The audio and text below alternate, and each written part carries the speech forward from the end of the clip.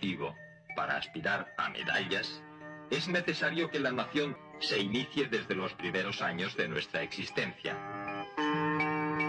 Había una época en España en la que los niños apenas tenían derechos.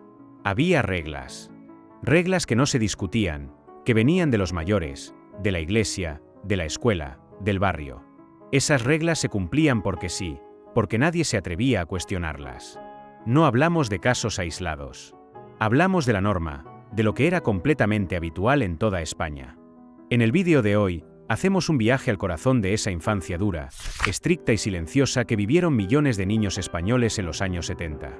Una infancia que a muchos les marcó de por vida. Porque muchas de las cosas que se veían normales en esa época hoy serían un delito. Quédate hasta el final, porque el número 1 es, con diferencia, el más impactante de todos. Bienvenidos a la España de ayer. Número 15. El silencio era obligatorio en la mesa. Los niños no hablaban en la mesa a menos que se les preguntara directamente. La mesa era el territorio del padre. Si alguno se atrevía a hablar fuera de turno, la respuesta era una mirada que helaba la sangre, un golpe en la mano o un bofetón que recordabas el resto del día. Un niño callado era un niño bien criado.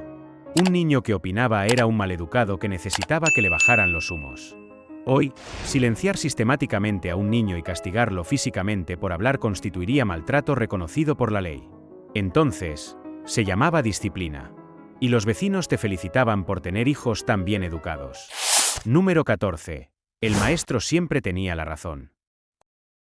Cuestionar a un maestro era un acto poco menos que revolucionario.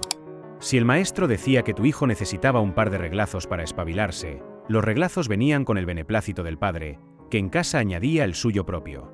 La palmeta se guardaba en el cajón del escritorio como cualquier otro material escolar. Los niños llegaban a casa con marcas y sus padres preguntaban qué habían hecho para merecérselo.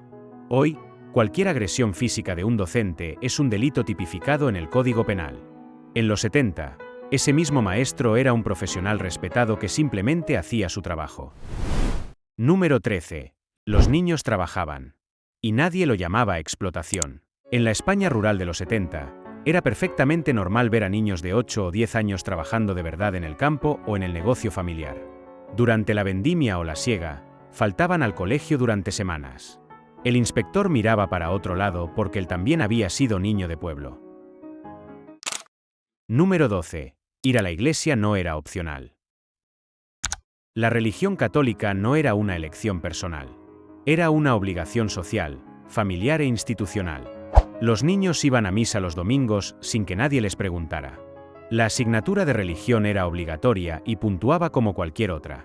El catecismo era parte del calendario escolar igual que las matemáticas. Un niño que expresara dudas religiosas se arriesgaba a un castigo inmediato. Un padre que no llevara a sus hijos a la iglesia era una persona de la que el vecindario debía alejarse. Hoy, imponer una práctica religiosa a un menor en contra de su voluntad vulnera su libertad de conciencia, un derecho fundamental de la Constitución de 1978. Número 11. Los niños no se quejaban del frío ni del hambre. Las casas de los 70 no tenían calefacción central.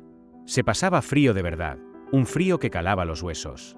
Los niños iban al colegio con lo que había, y si había que aguantar 3 horas en un aula a 8 grados, se aguantaban. La comida era escasa, se comía lo que había en el plato, todo, y si no había más, se esperaba a la siguiente comida. Quejarse era una señal de debilidad que no se toleraba. Hoy, una escuela sin calefacción sería denunciada ante la inspección en horas. Un niño que llegara a clase con hambre activaría los protocolos de servicios sociales. En los 70, era simplemente la vida de la clase trabajadora española. Número 10. Los castigos corporales eran la primera respuesta. Pegar a un niño no era el último recurso de un padre desesperado. Era la primera respuesta instintiva ante cualquier comportamiento fuera de la norma. El bofetón, el cinturón, la vara.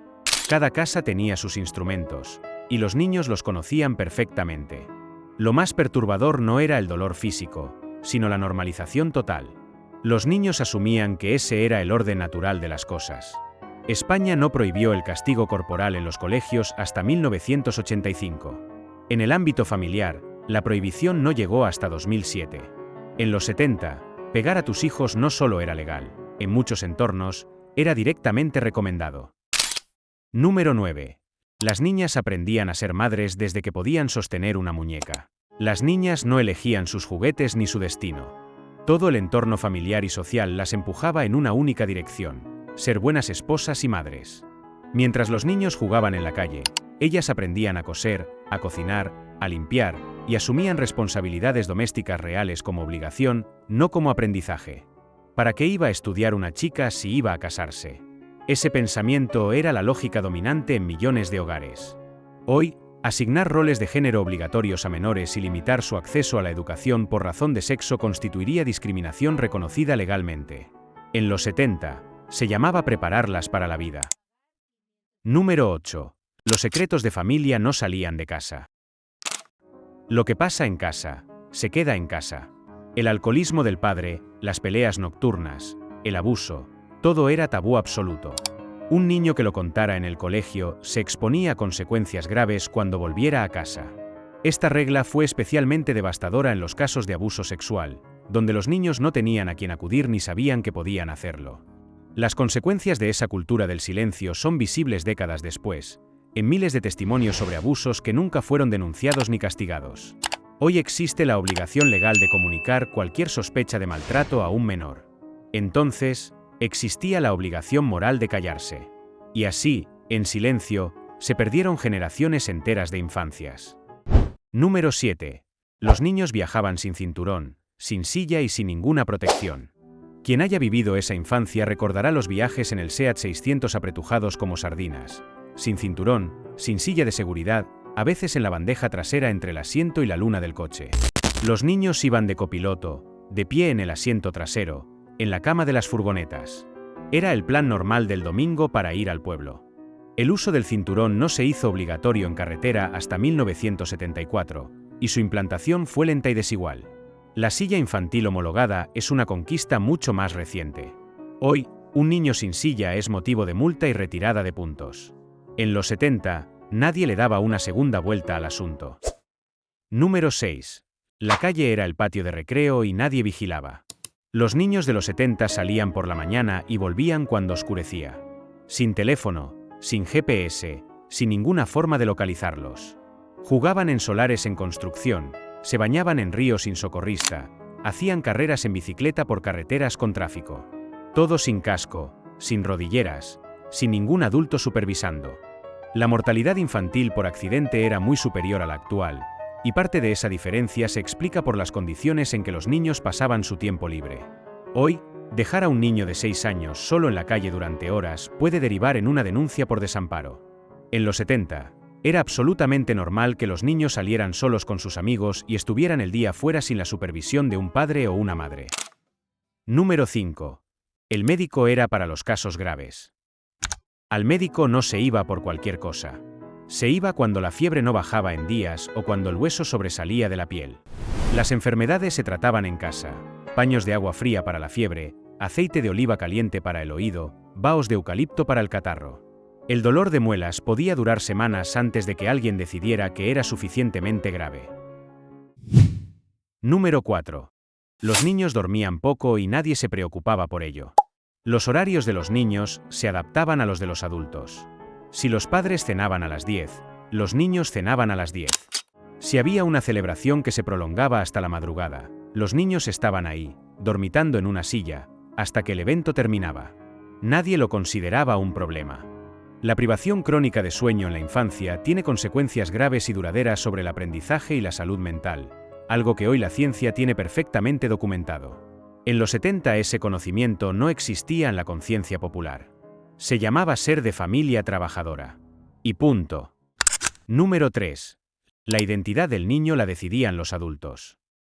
Un niño no elegía nada esencial sobre su propia vida. No elegía cómo lo llamarían, cómo se vestiría, las actividades que tenía que hacer, incluso las amistades. El hijo de un albañil sería albañil. La hija del carnicero se casaría con alguien del gremio.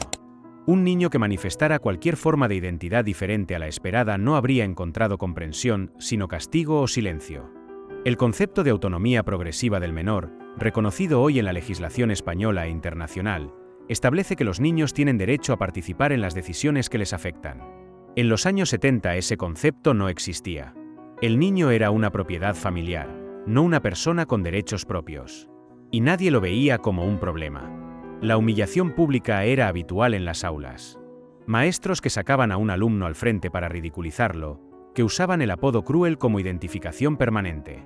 Niños a los que se llamaba tontos, inútiles, burros, con la misma naturalidad con la que hoy se diría su nombre. En casa, el mismo patrón, comparaciones, chantaje emocional, retirada del afecto como castigo. La mayoría de esos adultos no actuaban desde la maldad consciente. Reproducían lo que habían aprendido. Y sus hijos cargaron con ese peso durante décadas, muchos sin nunca ponerle nombre. Hoy, la violencia psicológica hacia menores está reconocida como maltrato en el ordenamiento jurídico español. Lo que entonces era educación, hoy tiene consecuencias penales. Número 1. Los niños eran invisibles ante la ley. Y llegamos al que lo engloba todo. En la España de los 70, los niños no existían como sujetos de derechos ante la ley. Existían como propiedad de sus padres, pero no como personas con derechos propios, intransferibles y protegidos por el Estado. No había defensor del menor, no había fiscalía especializada, no había protocolos de detección del maltrato en escuelas ni hospitales. En el vídeo de hoy hemos repasado 15 normas que definieron la infancia de millones de españoles en los años 70. Normas que se cumplían sin cuestionarlas y que hoy, vistas desde la distancia, nos permiten comprender mejor de dónde venimos y cuánto ha cambiado este país en pocas décadas. Si este viaje al pasado de la España de los años 70 te ha removido algo por dentro, si pudiste vivir en persona algunas de estas normas o te lo han contado tus padres o tus abuelos, déjanoslo saber en los comentarios, nos encantará leerte. En la España de ayer, queremos que estas historias se cuenten, que no se pierdan, que el pasado tenga voz aunque a veces esa voz sea incómoda. Suscríbete al canal si todavía no lo has hecho, y activa la campana de notificaciones. Nos vemos en el próximo vídeo.